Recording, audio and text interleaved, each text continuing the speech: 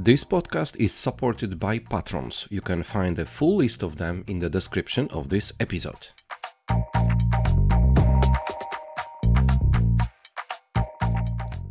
Hello, listeners and viewers of Good Morning BSS World Podcast. This is Wiktor, Doktor, and today we are going a little bit deeper into some HR topics. Actually, there is a very good reason to do so, because in front of me on one of my monitors, there is a 2024 CEE salary guide, which was just released by the CPL company. So I'm not alone on podcast today. I have four ladies who are together with me, and they will introduce themselves to you in a second. And they are Claudia, Katarzyna, Kristyna, and Wiktoria, and all are representing one company, which is CPL, and all are based in 4 different countries. So let's find out who they are. Claudia? Thanks, Wiktor. My name is Claudia Ciocca. I'm originally from Italy, but I live in Ireland, where CPL have its headquarters. I've been with CPL for 19 years, and I am responsible for the strategy and direction of our Central and Eastern European offices, which comprise of Poland, Czech Republic, Slovakia, and Bulgaria. So this report is more or less, or not even more or less, it's completely about the territory which you are having under your supervision. Exactly, correct. But before we go into more details, let the other ladies to introduce themselves as well. Kasia? Hi, my name is Katarzyna Piotrowska. I'm a country manager, and I'm responsible for CPL brand in Poland. And as Claudia mentioned about the years she's in CPL, I'm almost 7 years here. So it's a very nice journey. Yeah, I've seen this update on LinkedIn. Actually, I think it was shown yesterday that Katarzyna is 7 years with CPL. So it's quite a nice history already. Kristyna, how about you? Hi, Wiktor. Thank you. My name is Kristyna Matasova, and I am the country manager of CPL Czech Republic. I've been with the company 4 years now, and as Kasia and Claudia mentioned, it's been quite a journey. But you are taking care not only about the Czech Republic, but also about Slovakia. A little bit, yes. Okay, so the last but not least is Wiktoria. Thank you, Wiktor. I'm Viktoria Georgieva from Bulgaria. I joined CPL 9 months ago, and as the first employee in our new Bulgarian office, I'm responsible for helping the company to build the Bulgarian client base and for growing our technology talent solutions, as well as for connecting contractors with international projects. And I'm very excited about today's conversation.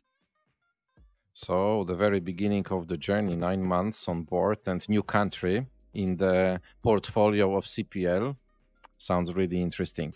Okay, Claudia, let's go to you. Let's go and let's find out a few words about the report, the general feelings of yours when it comes to the CEE Salary Guide 2024. What is included? What can we find in this guide? Yes. So first of all, we do release these reports every year. All year long, we gather the information that will compile this report, especially in terms of the salary guide, but also the trends and everything that happened in the specific markets. So it's I would say a long, it's a long project. It's an ongoing long project that we bring to our customers then, as you see at the beginning of the year. Each country does provide their own data, but also through the country managers and the insights of our team leads and managers, divisional managers, and so on. The insights really specific for the sectors that we cover, that we work, the industry that we work with in the countries of reference. So this year we have a lot of information that come from the activities that we had during the years. Especially with Poland, we had reports delivered all year long around the AI, prior to that on the actual trends within the IT market. And these repeats in the other countries as well, with subject that was more specific. So very excited to have these reports finally published. A special thank you as well to our marketing manager, Monica, who every year put in a lot of effort in presenting it in always very engaging and innovative way. To be honest, Claudia, I am every year very curious. How long does it take to prepare this kind of a report? Is it a matter of a month of work or much, much longer? So, as mentioned earlier, we do gather these data all year long. Salaries, as you know, goes up and down, and they're influenced by many factors like the inflation, the demand of certain skills in the market, and so on. So our consultant gathered this data all year long. However, from a perspective of us, the leadership team and our marketing department, I think we start around October, putting everything together, gathering the data, deciding the topics, and then obviously writing the articles and deep diving on the subject that are most, I would say, in vogue at the time that we released the. Okay, thank you very much. So let's find out first details of each country separately. Kasia, there was Poland mentioned, that there was also AI report released a few months earlier on, but let's focus now on this guide for 2024. Any surprises? Yeah, definitely. I was surprised that our IT expert on the Polish market earn much more than Czech colleagues, Czech IT experts. As I remember last year, we discussed about it, that on the Czech market in 2023, the IT expert has the highest salary on the CEE market. And this year it's changed, and I think it's maybe because there was not so many salary increases on the Czech market, and the salaries are rather stable. Once in Poland, our IT expert had some changes and salary increases. So I think that we are the market that the IT expert can earn the most interesting salaries and can have the better condition than in Czech. So it was interesting that it changed during this year. Okay, so Poland is competing with Czechia. So let's go to Czechia. Any surprises when it comes to the data which you collected and which you are presenting in this report? Well, to be honest, not really. It just confirmed the trend that we have been observing for a couple of last years. As Kasia mentions, IT guys are highly seek candidates still on the market, even though the salaries have not been increasing as much as we've seen in the previous years. That's one thing. And the second thing, still, that the companies that do need to hire specific roles need to become a little bit more flexible in their approach, not only to attracting candidates, but also in the ways how they employ the candidates. We have started with those IT types of roles and the positions, which actually, when I take a look into your report, are described in each of the countries separately, and in Bulgaria as well. Bulgaria is a very well known in Europe IT market, isn't it? Yes, yes. So it is because Bulgaria has established as a hub for software companies and national and international one. And the Bulgarian developers, they're popular. So as we are reporting for first time this year for Bulgarian market, maybe I could say just a little more about background for the Bulgarian market and to what is surprising on the Bulgarian market the last year. I wouldn't say it's surprising, but in general, Bulgarian economy is very highly dependent on the foreign markets because the highest percentage of the companies and especially the IT companies are working for foreign markets. And in the last year, many of the foreign companies made budget cuts, and this reflected also on the open roles, even on the open roles in IT sector. So we noticed a drop in the open roles around 30-40%, so general for the whole market in Bulgaria. There was also an increase of the number of the candidates actively working for a new job, and as well an increase in the number of the competitors for one job. As Kasia said at the beginning, I could confirm that the IT specialists on the Bulgarian market can join the best conditions related to financial conditions, so salary as well, bonuses, more flexibility in the working time, and in general in the working conditions. Claudia, I can understand that because Bulgaria is the very fresh market for you to investigate in this report. This is one of the reasons why the IT and technology was the only area which you actually focused in the report, because the other countries are described in details also in deeper in other sectors. Yes, so traditionally in CPL, in our European offices in CPL, we've always covered the areas of IT, engineering, and office support, finance. I would say more generalist, the recruitment services. Now, with the changes of last year, we have pivoted, I would say, into contracting, IT contracting specifically. Now, this is not a new trend within the region, and for region I say Europe, but it's a trend that has intensified, particularly after COVID, and particularly in Poland, where up to 90% of IT professional work now on a B2B contract. It's a trend that we're seeing taking more and more ground also in Czech Republic and Slovakia. And obviously, Bulgaria, despite being a new market, has also benefit from the high salaries that contracting allows, the actual IT professionals to retain. So yes, it's a new market, but certainly a competitive market nonetheless when it comes to IT. So I can imagine that next year we may probably expect other sectors described as well. Well, one sector that we're very strong in Czech Republic and Slovakia particularly is engineering.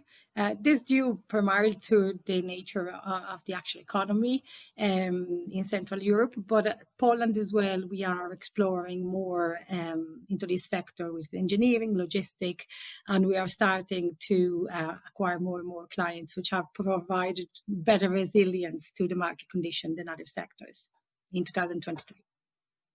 Okay, I'm glad that you mentioned this engineering and logistics in Czechia, because to be honest, those are the sectors which I am not too much very familiar with. So, Kristyna, let's go to that. And if you could just give us a snapshot of this, how those engineering and logistics jobs look like in Czechia and in Slovakia.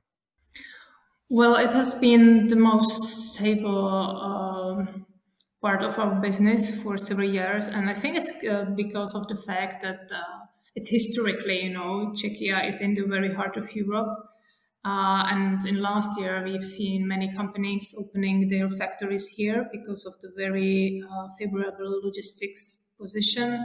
It's very close to Germany. We have a wide network of highways, so everything is quite close from here. We are close to the sea harbors in Poland, Germany, and also there are 2 free airports. So logistically, this is a very good area for new investors. And we still see many companies come here and open their factories or logistics warehouses In the past, a very important fact was that the salary cost was quite low compared to the more Western countries. This has now changed a little bit, but still we can see many workers coming from more Eastern countries to the Czech Republic and being able to earn more here. This is the fact why the companies are able to find the stuff that they need to open their business here. In your report, besides the engineering and logistics, you have also focused on SSCs, BPOs, banking and finance, sales and marketing, IT and technology. And in Czechia and in Slovakia, in which of those areas you could notice that the salaries grew the fastest? Was it even noticed, or maybe doesn't matter what kind of industry we are focusing, actually, that there weren't too bigger differences? What are your feelings? What are your feelings after analyzing the data? Yeah, of course, IT, there is always a big potential in IT for the salary increase, even though 2023, there was not such a big difference as in the previous years. And when it comes to the non-technical roles, definitely marketing, when it's connected to the rise of social media, we have seen many new roles appearing: social media specialist, marketing specialist. Each company said after COVID, they suddenly realized that they need to be present online, that there is a huge potential there. So all types of marketing roles have got a very distinctive salary increase. Kasia, I'm going to you, to Poland. I am based in Poland as well, so I do have my own personal observations. But how about Poland versus this, what we have just heard, what Kristyna was saying? Did you notice any significant differences between the analyzed industries, or it was quite stable when it comes to the increase of the salaries among all of them? I would say it was rather stable. It wasn't the easiest year for employers, but when I heard, as Kristyna said, about the marketing, I am a little bit surprised, because in Poland the social media position and some graphics roles are very often replaced with AI or reduced due to the AI support right now. But what I observed on last year, it was a lot of changes in finance, and it was a lot of roles open for controlling specialist, controlling manager, and roles of chief accountant. So there is still some movement in finance and controlling, and companies are looking for such qualified candidates. And regarding IT, of course, security and some roles related to AI. This AI is mentioned already another time in our conversation in here, and this is also one of the points in your key insights and enterprise solutions section in the report. So let's maybe focus a little bit on that. This is actually in the section named the AI impact on CEE labor market. So what's this impact from the perspective of all the countries which you are representing? Maybe, Claudia, we will start with you from the general picture. We did a very good report on AI in Poland, and I think the report did branch out as well to other European countries, but it was really mainly focused on the effect of AI in Poland. So I've passed on to Kasia on this one, as I'm not fully briefed on all the the research that was done. Sorry. Yeah, we already had such a discussion with Wiktor regarding this report, but what I observe and what I see from our clients meeting and the client's perspective, they are using AI and they are trying to support everyday duties by AI on a different level. Of course, depends on the companies. So the biggest challenge for next years will be education and training especially for the people that they are, let's say, reducing headcount due to the AI support. So this is a topic that probably will be, let's say, huge word like upskilling and reskilling for next few years, and it's already happened. So what can I say more? We all using AI every day in our private life and probably in the business life. So it's with us. That's true. I'm using even two different AIs to actually post-production of this podcast, which we are now recording. So it will be touched by AI hand or however we name it later on. Kristyna, just a short question. Is AI also a hot topic in Czechia and Slovakia? Well, of course, we will see, or we have already seen some consequences of the AI being introduced and being developed, but probably it's not as remarkable as in Poland just yet.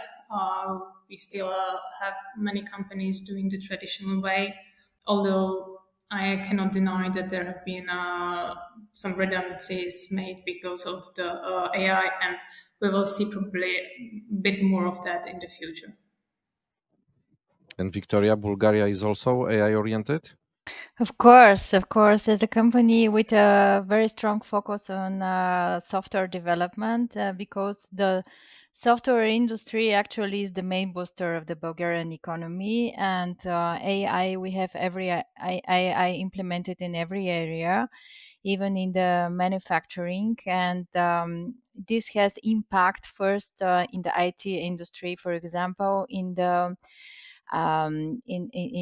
rising demand on different kind of roles. For example, the demand on blockchain engineers or DevOps engineers or cybersecurity, Internet of Things, these kind of roles, or for example, related to manufacturing, rising demand on C++ and embedded developers as well. And because this will lead as well to maybe changing of the payment levels, pay levels of these roles as well, and not only additionally will lead to automation of many production processes and many business processes, and to need for business transformation of the companies, which will open another roles, like for example SIP consultants, and maybe business transformation consultants, this kind. IE is something, how to say, something that exists since a lot of years, and it's developing very quickly within the last years with the rush development of the technology. And but it's something that will help a lot, I think, because the people could focus more on the development of their expertise, and IE will replace the human resources in more rapidly activities in the business. And yes, I think that it's something good. Okay. Within this, what you have said, you mentioned already the skills which are in demand. So let's follow with this to Czechia and to Slovakia. What kind of skills are now in the biggest demand on the job market? Well, it's almost the same as in Bulgaria. Skilled IT engineers, software engineers, mainly focused on clouds, DevOps.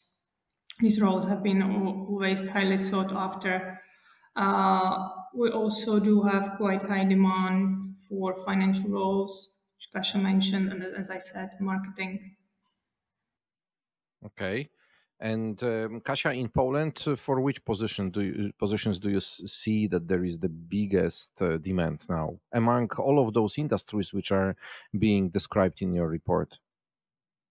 Wow, it's hard to say because every sector has its own demand, but I would say that some IT skills for sure, and of course German language as always. This German is always surprising me. Come on, so many years we are talking about the need for the German language, and every year we hear the same. It looks like people don't learn German. Yeah, I'm wondering, maybe in 5 years, AI will replace German and we will no longer discuss about it. Yeah, maybe AI will be helpful in that. Okay, ladies, let's maybe focus on the candidates now, because you are talking to hundreds of candidates. Your teams are working with people who are applying for jobs. And this is also described in your report what the specialists or the candidates are looking for. If we could just take a look into this area, maybe Claudia, from your general perspective, do you see some things which are common for various countries, that those are the things which characterize the candidates to work, that there is something what the whole Europe is looking for from the perspective of potential employees to their employers, or maybe there are some differences? There's huge differences in the labor laws per countries, and what seemingly could be considered very similar may have different consequences. So, like in Czech Republic, for instance, the average notice period is 2 to 3 months, which makes like a changing a job quite a more arduous and thought after experience. In Ireland, and I just can compare with here, really is a month is at the most what someone gives to their employer. In Poland, it's a mix, but I have seen the same in terms of notice periods and also different other labor laws that will impact the mobility of the candidates. Another thing is, obviously last year, 2023, we've seen pretty much a stabilization in the salaries, but let's not forget that there were double-digit inflation in terms of salaries in 2022, and that's also increased the cost of hiring a candidate based in Czech Republic or based in Poland, let alone the effects of the post-COVID, when many more people have started working remotely, and the lack of regulation within the B2B and contracting sector, which allows companies, let's say in the United States, to hire someone remote in Poland, and then obviously being very competitive in terms of salaries in that way. So it is still a candidate market. Candidates do have a choice. We've seen counter offers on the rise even last year with less jobs available. Companies are really holding on to their talent, and they're doing it with a mix of counter offers or salary increase, but also with more benefits like related to wellness or time off, following a little bit or the hybrid or fully remote options that are now given to staff, and often are the reason why someone may take a new employer, maybe at a lower salary, but with more flexibility in terms of hybrid work or fully remote work. Lower salary, that's surprising.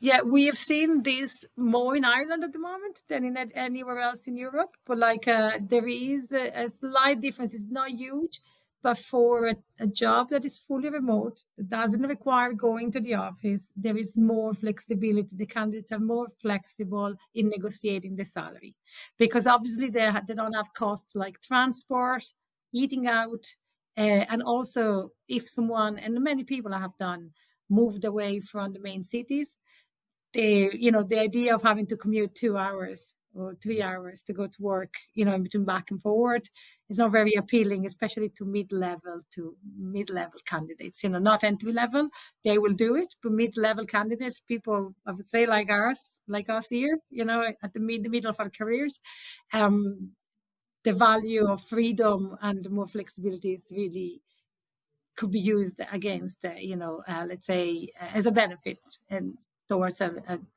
negotiation point for the salary.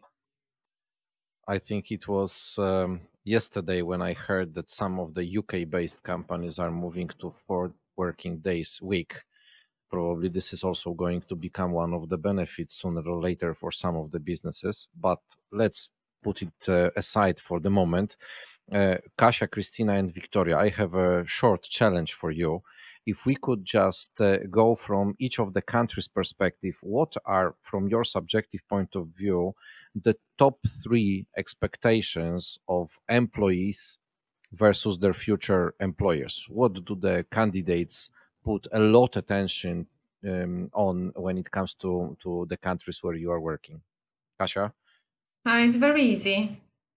It's stability, remuneration, and flexible forms of work.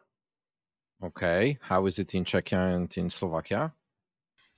Similar to Poland, I would put flexibility on the first place, and remuneration second, and stability third. And Bulgaria?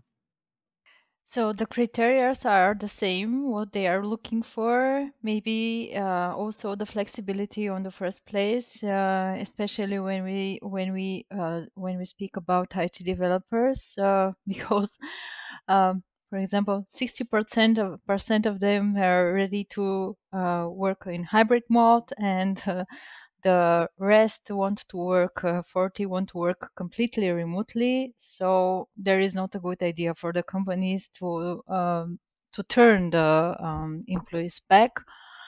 And the second is remuneration, because of the uncertain economic situation globally, and this reflects on very high inflation in Bulgaria, and the people just appreciate this a lot. And stability as well. And when we talk about tech, it's very important to have a really interesting project with modern, with trendy technologies, project that will give you the opportunity to learn new technology, and of course to implement your skills in the next project. Yes. Okay, let's move to the end of our conversation, but I need to ask you one more question about the generational diversity, because this is something what is present in your report as well. This is more and more also discussed on the market, because we are now still the market of 4 different generations, but I am having such a feeling that more and more those youngest ones are getting in a bigger quantity available on the market. So how does it look like in each of the countries? Kasia? Hard question, to be honest. I don't have the current data, but yes, we have a lot of representative on Gen Z and millennials who are already leading the team. But there is more and more opportunities also for silver, we call it in Poland, silver generation, and there are companies who really count on the skills of people who are maybe a little bit older, but they have very good experience. So the silver generation combined with Gen Z, it's very hard to manage, but I think that both can learn from each other. And silvers are like 50 plus, younger, older? Yes, 55 plus. 55 plus. Okay, good. So I'm still not silver one. Okay. Kristyna, how about Czechia and Slovakia? Yeah, this is what I mentioned at the beginning, that companies need to be more flexible in their approach of employing and attracting candidates. If they want the specialists, they also need to be able to work with the Gen Z, but also, as Kasia mentioned, with the silver generation. There are now more and more companies who are willing to go both ways. There are companies who just want the younger candidates, but we've also noticed companies that would prefer the more experienced, yet a little bit more rigid candidates. Also the silver ones? Yeah. Good. And Bulgaria? So maybe it's similar to the other CEE countries. So we could say that the younger people who are graduating the university, and even those who are currently studying, they are very confident. They know exactly what they are looking for, so really very goal-oriented. And even when we talk about financial expectations, and they are not ready to make compromises, especially in the IT sector, even if we talk about junior developers.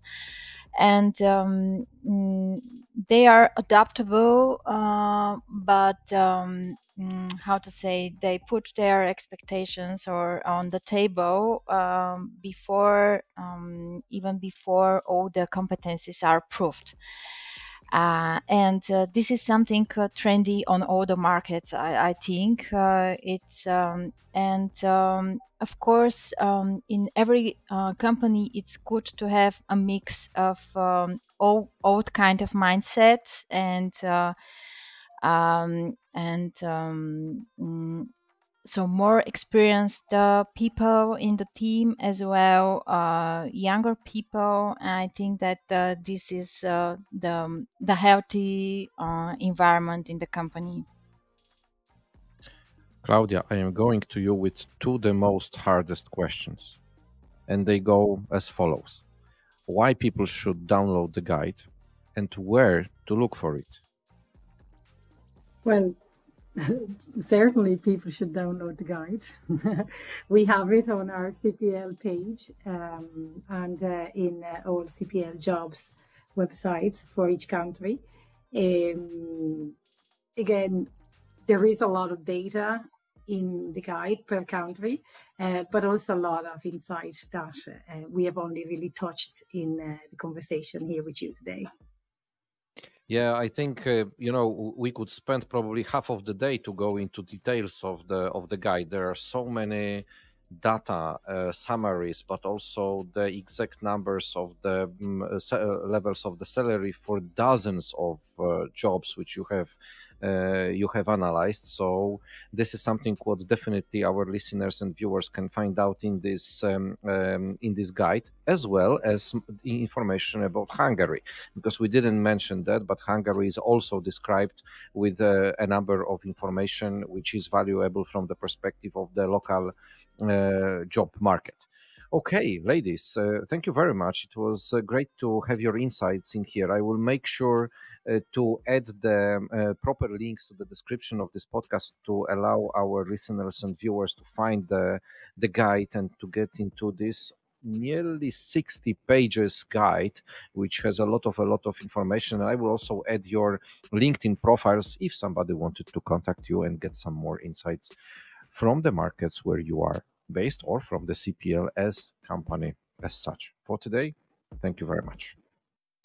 Thank you, Thank you. Wiktor. Thank you, Thank you Wiktor. very much, Wiktor.